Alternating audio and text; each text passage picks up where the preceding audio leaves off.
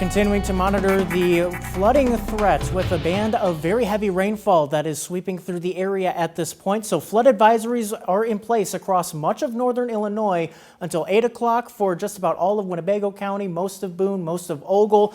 And then for the rest of Boone, rest of Ogle, as well as northern Lee, northern DeKalb, and all of McHenry counties, there is a flood advisory now in place until 8:30. A flash flood warning does remain in place for the Clinton, Wisconsin area across southeastern Rock County, where street closures have been reported. There's also flooding across multiple areas, multiple flood-prone areas of the city of Rockford, and I would suspect that if there's not any localized flooding in flood-prone areas across other communities across the area, I would expect that to begin fairly soon as we continue to see some fairly heavy rain moving across the area. Now, the heaviest is now pushing out of Boone County into McHenry County. Also, Genoa now seeing the heaviest of the rain pushing out of Kirkland and just starting to push out of Kingston at this point. That will be moving into Sycamore here soon. There is some weakening in this rain band as it pushes into southern DeKalb County, so there is some good news there that at least the rain rates are coming down, but still some light to moderate rainfall behind it.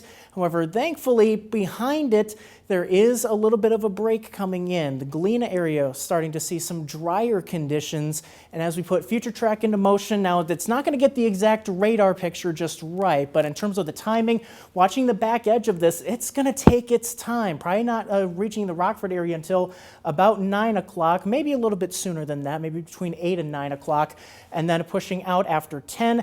However, we're not quite done with the rain just yet. There is another band of showers and storms across Minnesota and Iowa. If that does manage to make it into our area, it would be until late tonight. I think Future Track kind of overdoing this just a little bit, but still some scattered showers, maybe a few rumbles of thunder early in the morning. But you also see the edge of the cloud deck too. This stuff will quickly move out as we head towards 7 o'clock as we're waking up, heading out the door. Already starting to see some sunshine, it looks like, across especially our western area as the clouds drift on out. Looking at a sunny day heading into tomorrow and help dry us out after a very soggy evening tonight.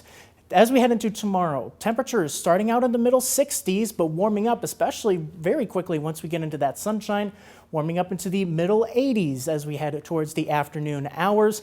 Friday brings our next chance for some showers and thunderstorms, mainly in the morning and early afternoon. City Market looking okay. However, over the weekend, especially for the Ironman race, we've got some oppressive heat on the way, highs in the 90s. Factor in the humidity, though, we're looking at heat indices over 100 both Saturday and Sunday. So really going to be a big time to pay attention here for that oppressive heat on the way over the weekend. We start to cool things off next week, but that's also when chances for showers and thunderstorms begin to return, Derek.